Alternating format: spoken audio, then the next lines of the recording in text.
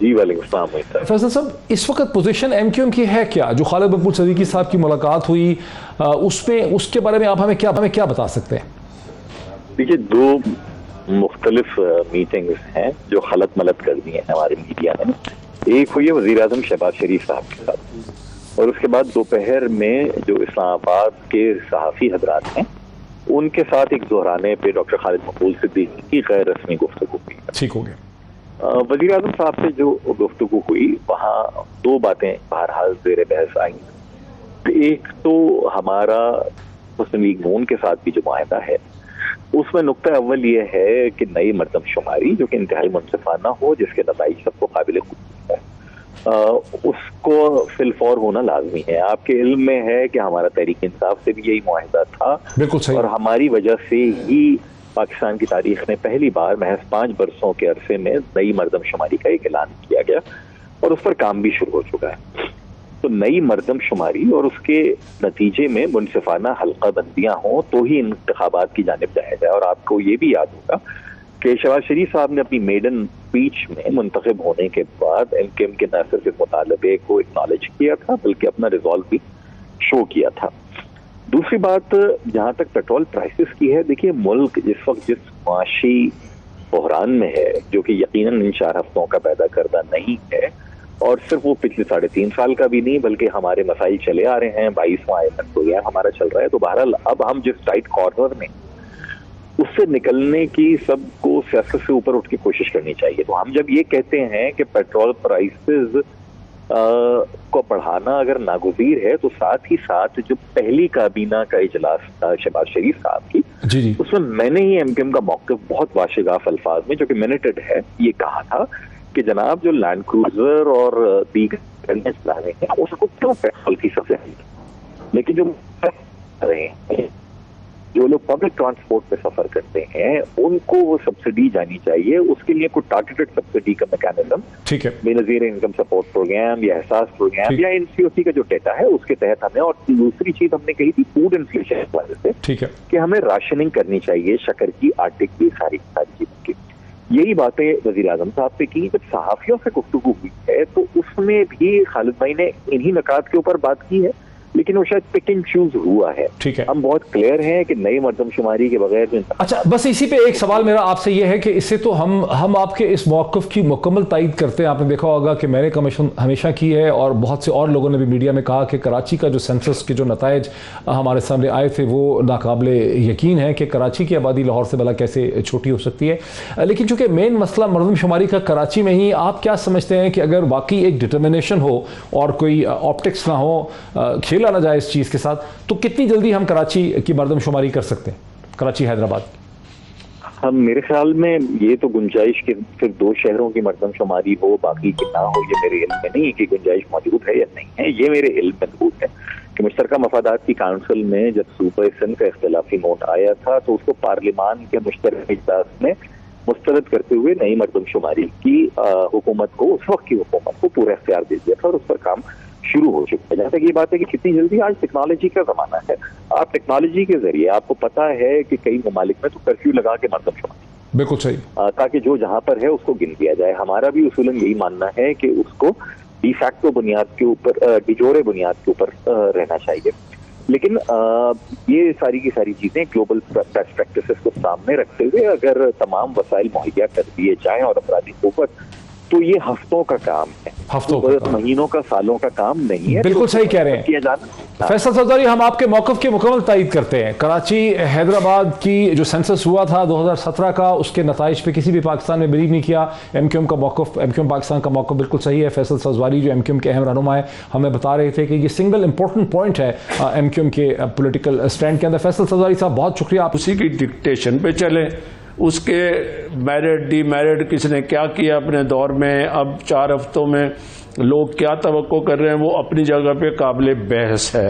ہم نے دیکھنا ہے پاکستان کی لارجر انٹرسٹ میں. آج آپ انتخابات کراتے ہیں, انٹرم سیٹ اپ آپ 3 مہینے کے لیے بنائیں گے. 90 ڈیز کا الیکشن تو تب ہوتا ہے جب ایک حکومت کا وقت پورا ہو جائے اور اس کے بعد 90 ڈیز جو انٹرم گورنمنٹ ہوتی ہے وہ اس کو ملک کو چلاتی ہے, ڈے ٹو ڈے افیئر کرتی ہے. پھر اس میں بڑی چیزیں جو ہیں وہ بڑے معاہدے یا IMF جیسے ایشو, ان پر جو ہے نا وہ انٹرم گورنمنٹ کے لیے بہت سے مسائل ہوتے ہیں اور دنیا بھی ان کے ساتھ گفتگو کرنے کے لیے تیار نہیں ہوتی. ان کو پتہ ہوتا ہے یہ عارضی انتظام ہے. اس وقت سب پارٹیوں کو بشمول ہمارے الائز کے, PTI کے, پاکستان کی انٹرسٹ کو دیکھنا چاہیے, نہ کہ اپنی پرسنل انٹرسٹ کو دیکھ کے. اور ایک جماعت کا مطالبہ ہے کہ جلدی انتخاب کرائے جائیں اور اتنے دنوں میں فلاں گھر چلا جائے اور فلاں گھر چلا جائے. لیٹس ویٹ اور اس کے مطابق آرام سے کام کرنے دیں. جی رضوانہ صاحب, اس میں بڑا اچھا آپ نے ایکسپلین کر دیا. بڑے کاؤنٹر کوسچنز بھی میرے ذہن میں آ رہے ہیں, لیکن میں ابھی اس سے پہلے کہ وہ آپ کی طرف سے اطہر کاظمی صاحب کو اس میں لانا چاہتا ہوں. اطہر کاظمی صاحب, آپ نے جی بہت شکریہ رضوانہ صاحب, میرے ساتھ رہیے. اطہر کاظمی صاحب, آپ نے یقینی طور پہ وہ 2 بڑے اہم انٹرویو کے ٹکڑے دیکھے ہوں گے جو ٹویٹر کے اوپر چل رہے ہیں, جو شہزاد اقبال صاحب نے بڑے تابڑ توڑ کوسچن پوچھے, بڑے تیکھے question. I congratulate Shahzad Iqbal for asking those question, جہاں انہوں نے رانا ثناء اللہ صاحب سے اور انہوں نے جناب احسن اقبال صاحب سے کوسچنز پوچھے حکومت کی لانگ ٹرم اسٹریٹجی کے حوالے سے کہ حکومت نے کنٹینیو کرنا ہے یا حکومت اپنے آپ کو جلدی ایک انتخابات کی. تو آپ نے دیکھا کہ وہاں پر ایسا لگا, خاص کر کہ رانا ثناء اللہ صاحب زیادہ ووکل تھے. احسن اقبال صاحب نے احتیاط کی لیکن مطلب ان کا بھی وہی تھا. لیکن رانا ثناء اللہ صاحب نے کہا کہ ہم اکیلے جو ہے یہ کوئی عدم اعتماد نہیں لے کے آئے, ہمارے ساتھ اور بھی بہت سے پلیئرز تھے, اور اس کا سارا جو ملبہ ہے اس معیشت کا اور یہ جو پولیٹیکل چیلنج ہے یہ اکیلے PMLN کو اٹھانا نہیں چاہیے, یہ اصول کے خلاف ہے. اگر باقی لوگ جو ہیں وہ اس کا نہیں لیتے اس کا پریشر, تو پھر تو ارلی انتخابات کی طرف ایک طرح سے انہوں نے کہا کہ جانا پڑے گا. اور آپ نے دیکھا کہ پاکستان پیپلز پارٹی, MKM اور مولانا, یہ تینوں جو ہیں مشکل فیصلوں کا وزن نہیں اٹھانا چاہ رہے, اور PMLN بھی جو ہے پیٹرول ڈیزل کی پرائسز میں اضافہ نہیں کرنا چاہ رہی. تو آپ کو کیا سمجھ آ رہی؟ دیکھیں, اتنا بڑا سیاسی اتحاد ہے, اس کی حکومت ہے, اگر ان کے پاس 70% عوام کا مینڈیٹ ہے تو پھر تو یہ بڑی آسانی سے مشکل فیصلے لے سکتے ہیں. مسئلہ یہ ہے کہ جس طریقے سے عمران خان صاحب کی حکومت کو ختم کیا گیا, آلدو کے ذکر ہوتا ہے کہ آئین کے مطابق ہوا, جمہوریت کے مطابق ہوا, لیکن اس کا آئین اور جمہوریت سے اتنا ہی تعلق ہے جتنا پاکستان میں کھلے ہوئے یونانی دوا خانوں کا یونان سے تعلق ہے. یہ سب کو نظر آیا کہ کس طریقے سے سندھ ہاؤس کے اندر کیا ہوا, کس طریقے سے پلیئرز کو اکٹھا کیا گیا, اور یہی وجہ ہے کہ حکومت کے اندر بھی جو پلیئرز ہیں وہ یہ سمجھتے ہیں کہ ہماری اتنی لیجٹیمیسی نہیں ہے. ماضی کے اندر ہم نے دیکھا کہ میاں صاحب کے خلاف بھی دھرنا دیا خان صاحب نے, لیکن وہ حکومت ووٹ لے کے آئی تھی. یہ حکومت راتوں کو بنائی گئی, یہ حکومت بند کمروں کے اندر بنائی گئی. تو اسی وجہ سے یہ کوئی بڑا فیصلہ لینے کے لیے تیار نہیں ہے. اور یہاں پہ جو شہباز شریف صاحب کی اپنی لیڈرشپ کوالٹیز ہیں, جو پنجاب میں کہا جاتا تھا کہ وہ بہترین ایڈمنسٹریٹر ہیں, اگین ایک پرسیپشن کریٹ کیا گیا پنجاب میں. آپ کوئی بھی ایک ایسا محکمہ بتا دیں جو شہباز شریف صاحب اچھی حالت میں چھوڑ کے گئے تھے, بزدار صاحب نے آ کے خراب کر دیا ہو. پولیس, صحت, کوئی بھی محکمہ ہو, یہ ایک پرسیپشن میڈیا کے اندر کریٹ کی گئی کہ ان کی لیڈرشپ کوالٹیز ہیں. لیکن کتنی کوالٹیز ہیں وہ بھی آپ نے دیکھ لیا کہ 1 مہینے کی حکومت کے اندر 4 دن وہ لندن بھی رہ کے آ گئے, لیکن پھر بھی وہ فیصلے نہیں کر پا رہے. اور اس میں آخری بات جو میں ایڈ کروں گا کہ سب سے بڑا چیلنج مسلم لیگ نون کے لیے, اس لیے کہ وہ ابھی بھی ایک بڑی جماعت ہے, وہ یہ سمجھتے ہیں کہ وہ سیریس کنٹینڈر ہیں اگلے انتخابات میں, تو ان کے ووٹ بینک کو زیادہ نقصان پڑے ہوگا اگر یہ چیزیں اسی طرح لنگر آن ہوتی رہی. اسی طرح اگر چیزیں لنگر آن ہوتی رہیں گی. اور یہ ایک عام تاثر ہے PMLN کی سیکنڈری لیڈرشپ جو آف دا ریکارڈ کہتی ہے کہ زرداری صاحب اپنے پتے اس طرح سے کھیل رہے ہیں جس کا فائدہ زرداری صاحب کو تو ہو سکتا ہے, لیکن PMLN کو اس کا سیاسی طور پر ہر 1 گھنٹے کے بعد نقصان ہو رہا ہے. یہاں بریک لیتے ہیں اور بریک کے بعد اس انتہائی اہم ڈسکشن کو, آج ایک بہت ہی امپورٹنٹ ڈیولپمنٹس کا دن ہے, اس کو آگے بڑھاتے ہیں. ثوابی کے جلسے کا بھی ذکر کرتے ہیں آفٹر دا بریک. ناظرین ویلکم بیک. میں سیدھا چلنا چاہتا ہوں رفیق رجوانہ صاحب کی طرح. رفیق رجوانہ صاحب, جیسے کہ رجوانہ صاحب آپ نے وقفے سے پہلے سنا بھی, آپ نے اطہر کاظمی صاحب کا بھی سنا, اور وہ سوال میں پھر دہرا دیتا ہوں. جو انٹرویو کوسچنز 1 دن پہلے رانا ثناء اللہ صاحب نے اور احسن اقبال صاحب سے جب یہ پوچھا گیا, اور وہاں پہ جو سوالات کا بیک گراؤنڈ ہے وہ یہ ہے کہ آپ کو IMF کے ساتھ سٹاف لیول ایک میٹنگ کرنی ہے دوحہ میں 18 تاریخ کو. IMF کی توقع کرتا ہے کہ آپ سبسڈیز ختم کر کے پیٹرول, ڈیزل اور بجلی کی قیمتوں میں اضافہ کر کے آئیں گے, اور پھر سٹاف لیول ایگریمنٹ کی بات چیت شروع ہوگی جو ہفتہ 10 دن لگا سکتی. لیکن آپ کی حکومت نے اعلان کر دیا ہے کہ ہم اس سٹیج پہ پیٹرول ڈیزل اور بجلی کی قیمتوں میں اضافہ نہیں کریں گے بیکاز آپ کے ایلائز جو ہیں وہ نہیں چاہتے.